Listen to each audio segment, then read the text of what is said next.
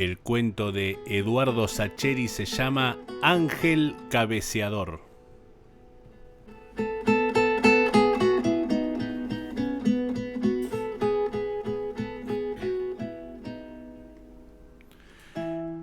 Estimado señor Salazar, acá le contesto la carta que me mandó con fecha 12 de diciembre del año pasado. Ya sé que pasaron 5 meses. Tal vez usted pensó que tampoco en mi caso tendría suerte, pero no, mi amigo, yo sí estuve presente en aquella ocasión. Lo que ha sucedido es que estuve pensando mucho si escribirle o no escribirle, y recién ahora me decidí por la afirmativa.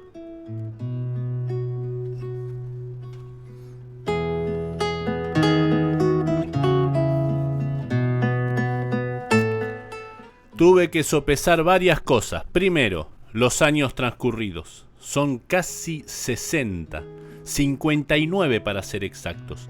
Y de entrada tuve miedo de haberme olvidado de casi todo. Pero cuando fueron pasando los días y me sentaba en la galería a matear releyendo su misiva, me percaté de que me acordaba hasta de los detalles más insignificantes. Pero el asunto de la memoria no era lo principal, Dios me libre. Está el pueblo, mi pueblo. Este pueblo moribundo que boquea como un pescado entre las piedras de la orilla, mientras lo levantan colgando del anzuelo. ¿Sabe qué pasa? La privatización del ferrocarril nos ha dado el tiro de gracia, ya que cortaron el ramal 100 kilómetros abajo nuestro.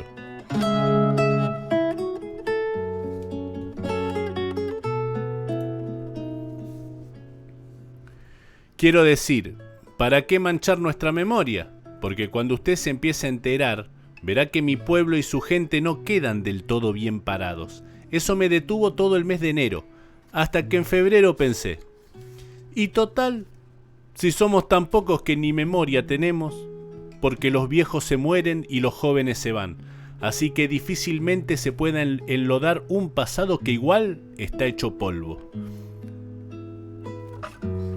Manchar la memoria de los propios protagonistas con sus nombres y apellidos me pareció un asunto más delicado, pero pensándolo bien decidí que, si era cuidadoso en la relación de los hechos, los más inocentes saldrían más o menos bien librados y los otros ya tienen suficientes manchas bien ganadas.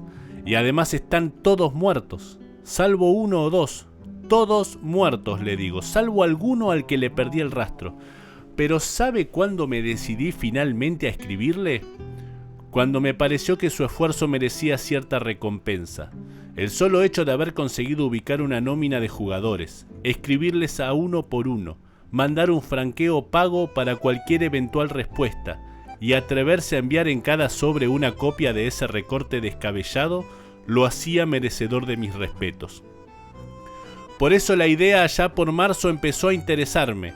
Tanto es así que me tomé el trabajo de buscar entre mis papeles el recorte del diario. Hablo del original, la nota que salió publicada en San Antonio y que seguramente sirvió de base al articulito de segunda mano que usted encontró, según me cuenta, hojeando el Crítica del 8 de noviembre de 1939 y que me envió en su carta.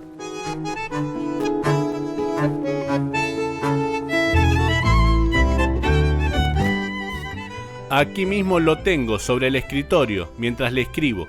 El título, si no me equivoco, es el mismo. Ángel Cabeceador. Lindo título.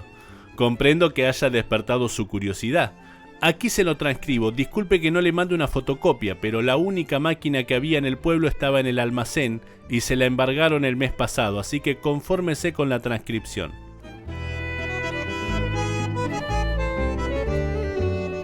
Un extraño episodio habría ocurrido según los habitantes del pueblo de Primer Sargento durante la disputa del partido final que por el título del torneo de fútbol regional la escuadra de aquel sostuvo anteanoche contra su similar de Ingeniero Cabal, en un match de ambiente caldeado disputado bajo una lluvia torrencial e ininterrumpida.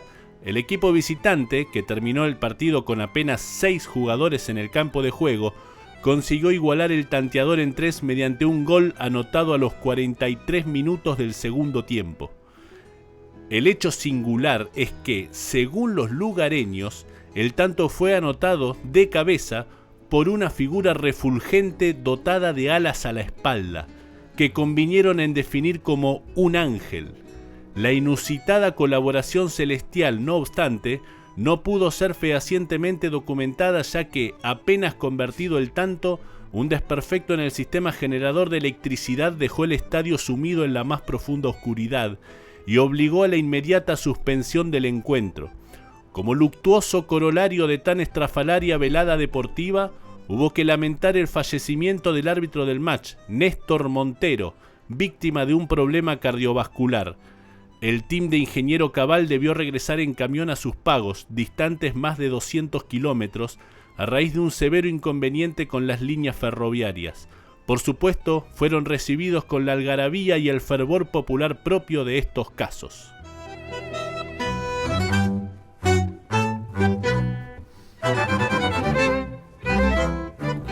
El artículo de crítica que usted me envió se basa evidentemente en esa nota. Se trata, por cierto, de un resumen bastante esquemático de aquella, pero no falta nada de lo esencial.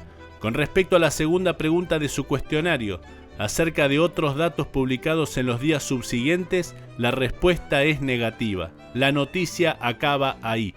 Resulta claro que los editores consideraron suficiente esa cuota de buen humor a costa de las extravagantes creencias de unas gentes ignorantes y crédulas como nosotros.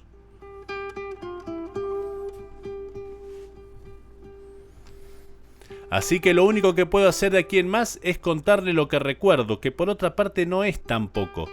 A casi 60 años de aquella noche, me cuesta creer el tamaño ridículo de nuestras pasiones de entonces. ¿A usted no le pasa eso de atarse fanáticamente a una consigna? ¿Defenderla contra todo y contra todos? ¿Hacer de ese objetivo el único de nuestras vidas? Después, con el tiempo, las cosas recuperan dimensiones razonables y uno se pregunta cómo todo un pueblo pudo ser tan estúpido de encaramarse en semejante utopía. ¿Cómo fue capaz de darle tanta importancia a esa meta que se había fijado? Creo que nos pasamos la vida pasando de un estado de ánimo al otro, de la idiotez apasionada al desengaño razonable. Supongo que volverse viejo es quedarse inmóvil para siempre en este segundo momento.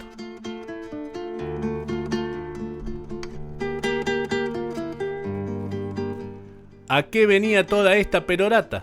Usted se estará preguntando con qué clase de viejo molesto se ha puesto en contacto, que dedica páginas y páginas a detalles intrascendentes y se va por las ramas. Allá usted. Escribir esta carta se me está volviendo un pasatiempo atractivo en las tardes, después de la siesta. Así que soporte usted la perorata, saltéesela, a mí lo mismo me da. Bueno, el hecho es que en el año 39 se estaba discutiendo en la gobernación la posibilidad de dividir ciertos departamentos demasiado extensos, entre ellos el nuestro. Uno de los pueblos que se mencionaban para ser cabecera de un nuevo municipio para la región era justamente Primer Sargento. Por supuesto, conservadores mediante, la cosa venía oscura y los prohombres del pueblo, dispuestos a lograr la capitalización, no dudaban en tentar las más diversas formas del soborno para lograrlo. Imagino que los dirigentes de los otros pueblos candidatos andarían en los mismos procederes, porque pasaban los meses y el asunto no se definía.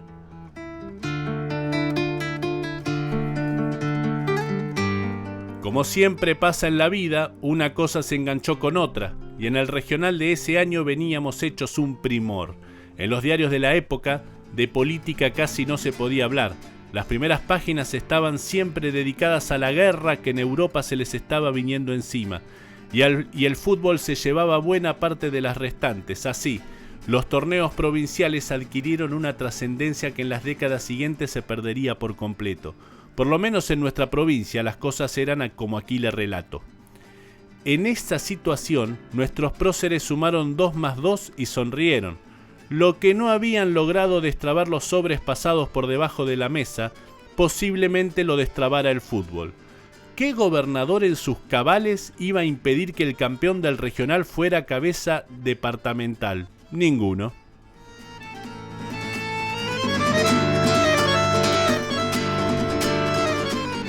Con ese fervor nacionalista a flor de piel llegamos punteros a las finales. Hablo en primera persona porque yo jugaba de centrohalf en ese cuadro. Empecé como suplente, pero una lesión seria que sufrió el menor de los Gotarotti me ubicó entre los titulares desde julio en adelante. Disputamos las semifinales contra Colonia Caldén y les pasamos por encima. 2-0 allá y 4-1 de locales. La euforia era doble porque Colonia Caldén era uno de los candidatos para lo del municipio. Eliminarlos en semifinales nos dejó un gusto a buen presagio en la boca. Para la final nos tocó cruzarnos con el ganador de la otra zona, Ingeniero Cabal. Apenas un nombre perdido en la otra punta del mapa. El último puntito con nombre propio en el ramal ferroviario. Con la locura de patriótico localismo que llevábamos encima, a nadie se le ocurrió que pudieran tener algún mérito. El destino los había puesto en la final para que perdieran con nosotros. O podía ser de otro modo. Podía, y vaya si podía.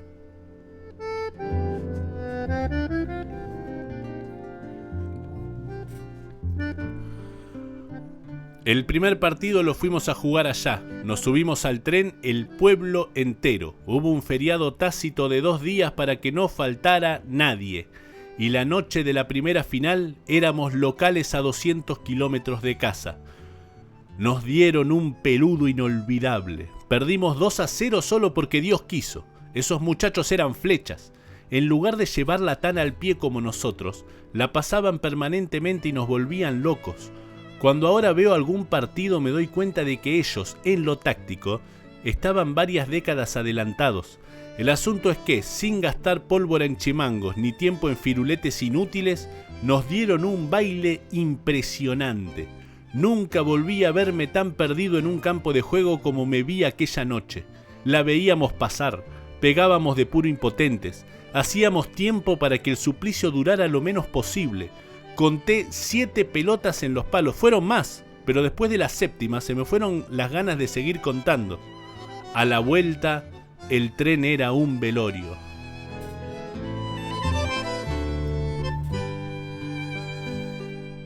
Apenas algunos optimistas fanáticos se atrevieron a decir que la revancha podía ser distinta. Con un triunfo, apenas un triunfito, se podía buscar un lugar recóndito de la provincia para jugar el bueno. Pero los más razonables, en vista del baile que acababan de propinarnos, entendían con razón que en condiciones normales, en primer sargento, también nos iban a pintar la cara. Pero nuestros líderes pueblerinos no eran hombres de amilanarse ante el primer contratiempo. Improvisaron en el último vagón una sorpresiva reunión de notables del pueblo, cura y juez de paz incluidos, en la que ningún miembro del equipo, salvo nuestro entrenador, tuvo acceso.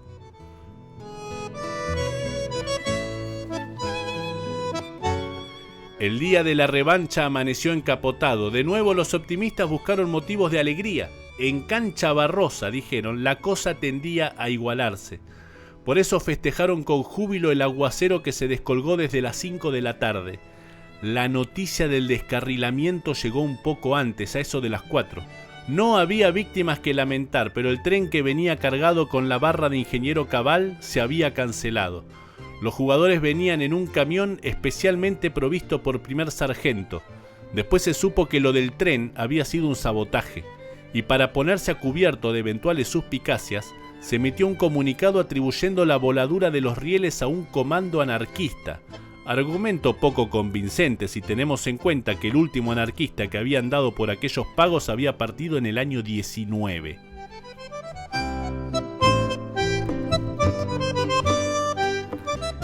El hecho es que ellos llegaron pasadas las 7, molidos de cansancio y empapados hasta la médula, y solos, total y definitivamente solos. Yo los vi bajar entre los insultos de los nuestros, y aunque seguía viéndolos con rabia y, según me habían enseñado, como un absurdo obstáculo entre nosotros y la gloria, los compadecí un poco.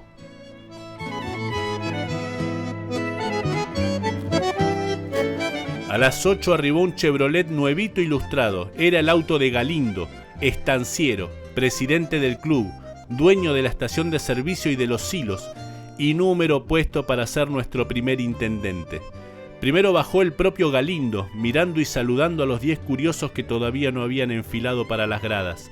Después bajó el párroco, ayudado por el juez de paz, y al final emergió un hombre peticito, casi calvo, con cara de empleado de correos o de algún ministerio. Era Néstor Montero, el árbitro del encuentro.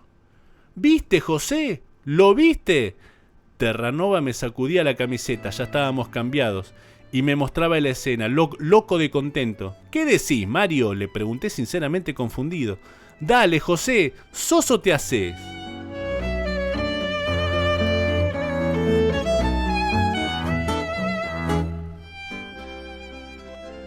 Me lo gritó muerto de risa mientras iba al trote para ajustarse los botines. Cuando empezó el partido, hasta para un caído del catre como yo se tornó evidente cómo venía la mano. A los 4 minutos y bajo un aguacero torrencial, uno de nuestros buines logró llegar a la línea de fondo. Cuando sacó el centro, el 6 de ellos lo cerró justo, y los dos rodaron sobre el césped anegado un par de metros fuera de la cancha. Un córner grande como una casa. El peticito se dirigió con tranquilidad al área y cobró penal para nosotros. Yo me volví hacia Rodríguez porque no lo podía creer. Por la mirada que me devolvió, me percaté de que él tampoco. No solo no había sido full, sino que habían chocado fácilmente 5 metros afuera del borde del área. Ellos, por supuesto, protestaron como forajidos, pero entraron 2 policías del destacamento y los ánimos se serenaron. Milano puso el 1-0 con un remate alto. En la tribuna los nuestros, ciegos de júbilo, festejaban ajenos a la mojadura.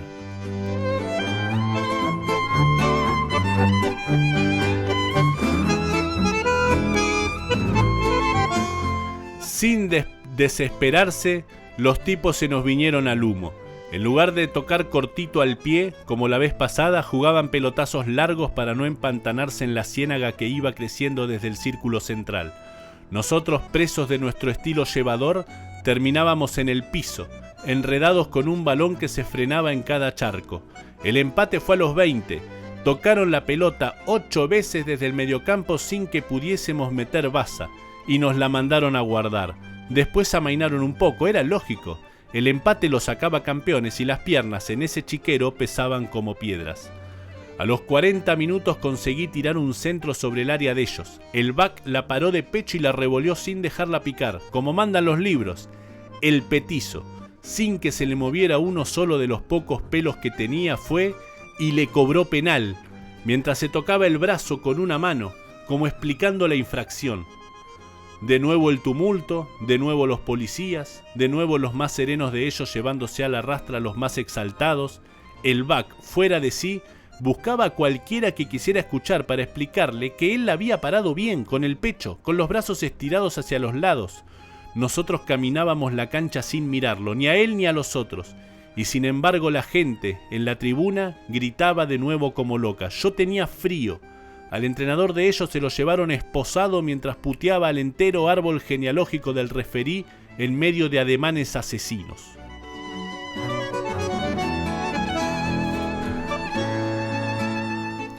Milano puso el 2-1 y Montero nos mandó al vestuario. Cuando nos derrumbamos en las bancas, en lugar del tradicional barullo para darnos ánimo, nos sumergimos en un silencio de plomo. Cuando entró Carranza, el director técnico, nos pegó 4 gritos para que levantáramos el ánimo y dio la charla como si nada. Dibujó en el pizarroncito ese que tenía y nos regañó por un par de distracciones groseras. Lo de siempre, lo de cualquier partido. Yo no lo miraba. Pasaba en cambio los ojos por los de cada uno de mis compañeros, pero o no me vieron o se hicieron todos los desentendidos. 2 o 3 veces estuve a punto de decir algo, pero al final lo pensé mejor y me callé la boca.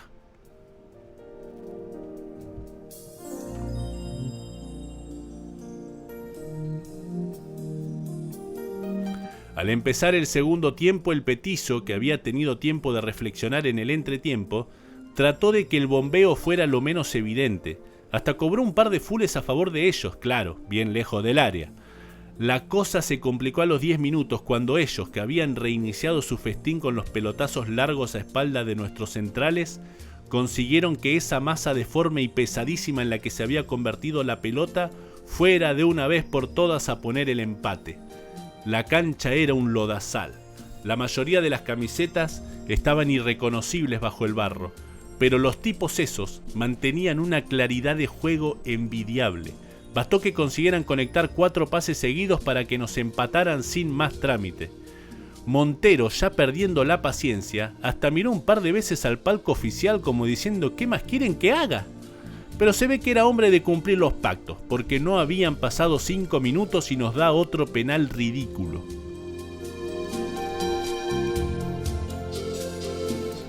Tumulto, el back del primer tiempo lo agarra del cuello al pelado, los policías se llevan al back a la rastra, patea Milano, el arquero lo ataja, el otro lo hace patear de vuelta, arguyendo invasión de área, mentira. Nuevo amontonamiento, esta vez con el arquero a la cabeza. Cuando el cross de derecha del guardameta se dirige a la mandíbula del hombre de negro, un compañero más sereno lo detiene a tiempo. Igual es tarde, los policías custodian al arquero hasta el vestuario. Milano, abrumado entre el aliento de los optimistas y la cáustica deploración de los escépticos, logra finalmente convertir el tercero. Ya van como 20 minutos del segundo tiempo, pero el petizo mira una y otra vez al palco. Su preocupación es evidente. ¿Cómo evitar un tercer empate? La primera excusa se la brinda uno de los buines visitantes. Harto de que lo revienten a patadas toda la noche, apenas se levanta del 17º revolcón, le pega un empujón, fastidiado, al defensor que acaba de partirlo. El árbitro, indignado ante semejante despliegue de violencia, expulsa al delantero sin más trámite. Los policías, que a esa altura tienen bien incorporada la rutina, ingresan al césped antes de que los convoquen. De paso, aprovechan el viaje para llevarse también al centrohalf, un perfecto caballero que, harto de contener a sus compañeros para evitar males mayores, se aproxima y le grita a Montero un ¡Coimero hijo de puta! A 5 centímetros del rostro.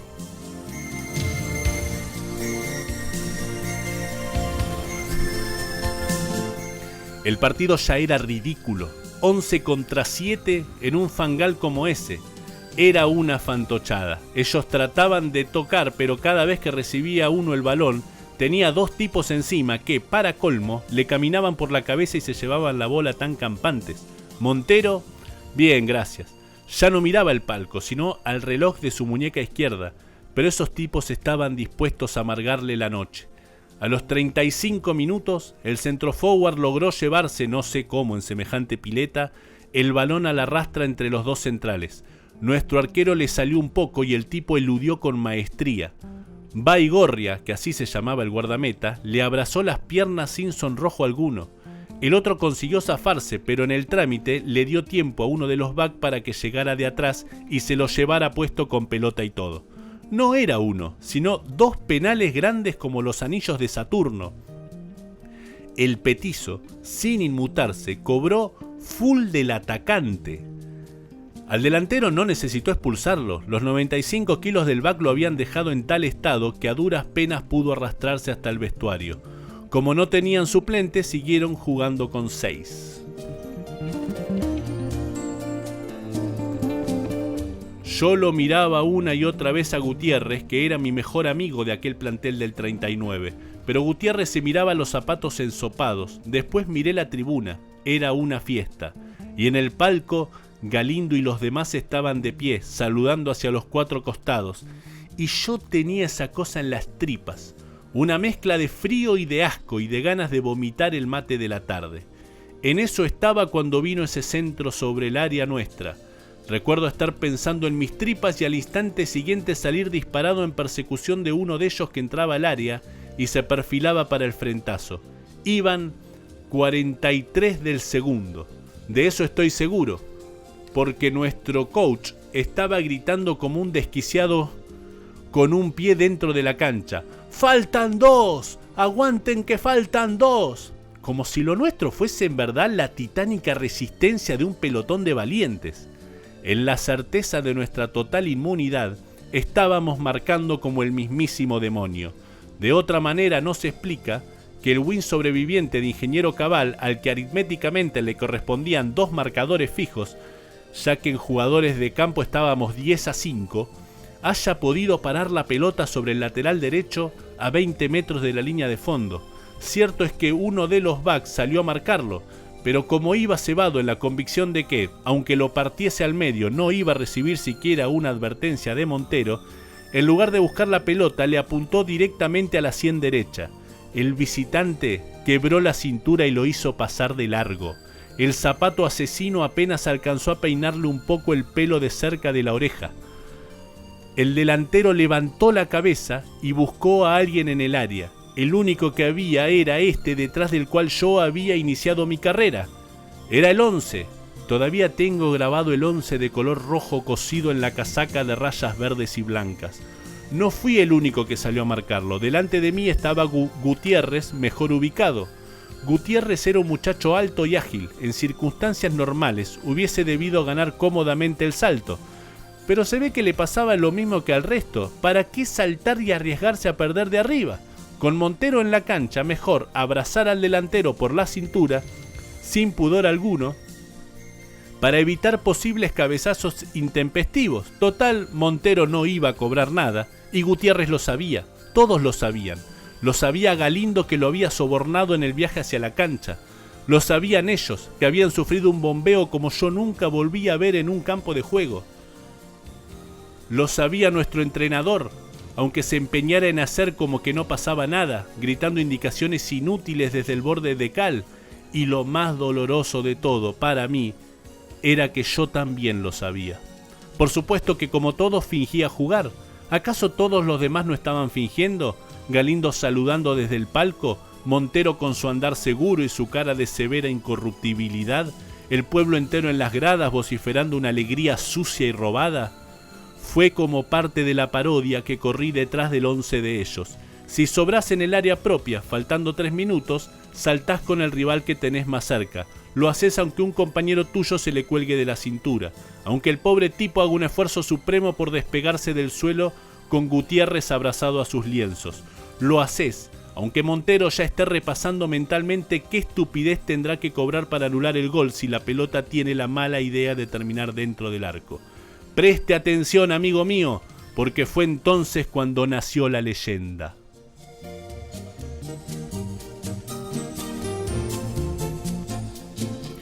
Porque el pobre tipo, con la agarrada y el empujón de Gutiérrez, iba a pasarse irremediablemente.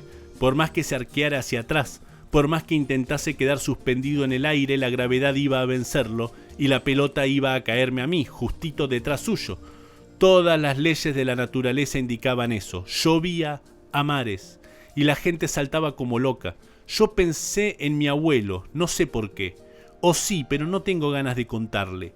Y pensé en Galindo saludando bajo su sobretodo azul, con ambas manos en alto. Todo pasó tan rápido que apenas se vio. Y se sumaron varias cosas que crearon una situación verdaderamente caótica. Por empezar, la lluvia era una cortina, tanto que a 10 metros se veía borroso, sobre todo bajo la luz de esos enormes reflectores. El árbitro, que ya quería terminarlo, estaba casi en el círculo central, esperando cualquier excusa para concluir el asunto. Cuando la pelota inexplicablemente salió lanzada hacia el arco, el utilero del equipo, Monzón, pegaba el primer mazazo en el tablero de control de la instalación eléctrica. Se estaba tomando el laburo a conciencia porque la orden venía de arriba. Otra genialidad de Galindo, para asegurarse por si le fallaba el coimero. Mirá vos, por si le fallaba el coimero. A nadie iba a ocurrírsele jugar otro día esos 2 o 3 minutos restantes. Cuando pegó el segundo mazazo, la pelota acababa de entrar, porque me acuerdo de ver con nitidez cómo se sacudió la red en el ángulo y cómo se desprendieron 1000 gotitas de los piolines empapados. Ahí las luces sí se apagaron en medio de chisporroteos infernales. Los ojos de todos tardaron en acostumbrarse a la oscuridad. De vez en cuando, nomás, algún relámpago nos iluminaba apenas un instante. Parecíamos todos fantasmas quietos, y de nuevo se escuchaba solamente la lluvia. Al ratito llegaron con algunos faroles. Cuando vimos al árbitro tirado en el piso, lo cargamos entre varios y lo llevamos al vestuario. Entró el doctor Serantes bajo su piloto impecable. Lo desvistió con 4 ademanes rápidos de sus manos finas y de dedos largos. Lo auscultó, le puso 2 dedos en la carótida. «Paro cardíaco», dijo. «El esfuerzo, tal vez», agregó, y no habló más. Se dio media vuelta y se dirigió hacia el palco para informar la noticia. En ese momento me pasaron los visitantes por al lado. Supe después que los subieron al camión que disparó enseguida para el pueblo de ellos y que llegaron sanos y salvos. El custodia que quedó con el cuerpo dijo: «Un pobre tipo», cuando lo vio tan blanco tendido sobre la camilla. Morirse así, en semejante momento. Yo lo miré a Cortés, que lo tuvo que haber visto, porque cuando el policía iluminó el cuerpo con la linterna, por encima de mi aprehensión natural a mirar un cadáver, le vi clarito, la marca roja un poquito encima de la tetilla izquierda. Con un palo no había sido, porque era una herida fea, como esas que deja un fierrazo pegado con toda la furia. Cortés me devolvió la mirada, pero no dijo nada. ¿Entiende más o menos cómo fue la cosa? Claro que falta explicar lo del ángel. Todo lo del ángel surgió después y ni siquiera sé bien de dónde salió. Yo lo leí recién en ese artículo que le transcribí al principio. De entrada entendí poco y nada, le soy sincero.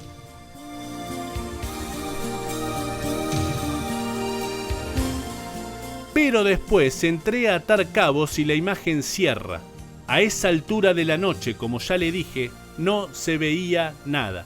Las camisetas de ellos tenían rayas blancas y verdes, pero las nuestras eran completamente blancas, y los pantalones también. Y está el asunto del salto.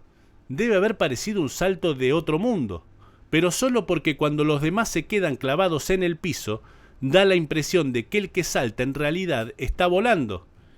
Piense que de inmediato todas las miradas siguieron el recorrido de la pelota rumbo al arco, y que de súbito una oscuridad abismal envolvió la concurrencia.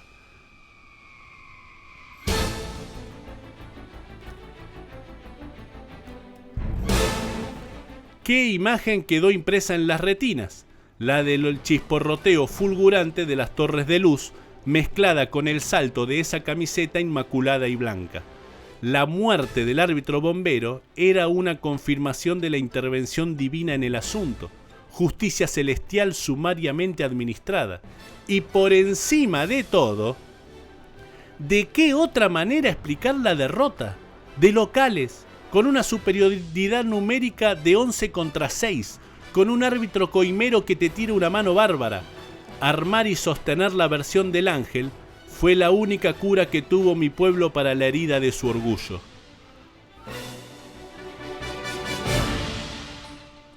Por lo demás, el asunto de la cabecera distrital para primer sargento se hizo humo.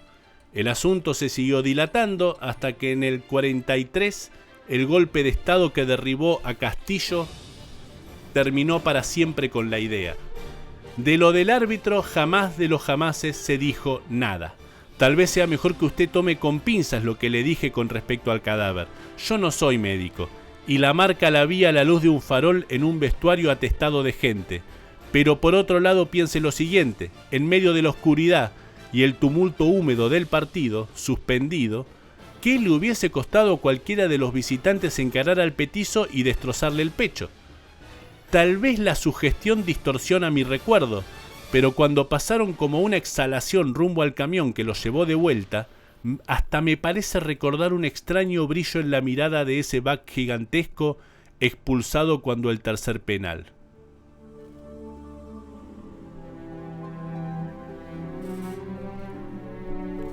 Volviendo a lo del ángel, el asunto a mí me vino bárbaro, porque nunca tuve que explicar nada. Nadie vino a recriminarme con un «A ver, ¿cómo fue que se te escapó ese ángel que te cabeció en tus narices?» Al principio, es cierto, me preguntaban como a un testigo privilegiado. «Y decime, José, vos que lo viste tan de cerca, ¿qué aspecto tenía?» Yo nunca quise entrar en detalle, me limité a comentar que el resplandor me había enceguecido por completo, o que por delante de mí había pasado una exhalación helada seguida por una estela ardiente como la cola de un cometa. Ni siquiera con mi mujer, que en paz descanse, hablé nunca seriamente del asunto. Ya sé que ahora se lo digo a usted, pero no sé, ahora es distinto. Aparte usted prometió no divulgarlo y a esta altura de mi vida no pierdo nada con creerle. Y en el peor de los casos, si en mi pueblo tienen que elegir entre creerme a mí, que vivo aquí desde que nací, y creerle a usted, que es un periodista de Buenos Aires y acá no lo junan ni de mentas, van a elegir a mí, no tenga dudas. Igual es gracioso, ¿no? Cómo se dan las cosas. El salto cristalino, mi camiseta blanca sin una mancha de barro, el giro imperceptible de la cadera, el frentazo limpio con los ojos bien abiertos, eligiendo el lugar para meter la pelota, uno de los mejores cabezazos que vi en mi vida. Y fíjese usted en qué circunstancia. Pero qué importa, porque encima de todo, mientras la bola se alejaba de mí, alta, recta, inalcanzable, rumbo al ángulo izquierdo, me fue ganando esa sensación dulce que me subía desde las tripas, esa tibieza mansa, esa certidumbre de estar poniendo finalmente las cosas en orden, la pucha.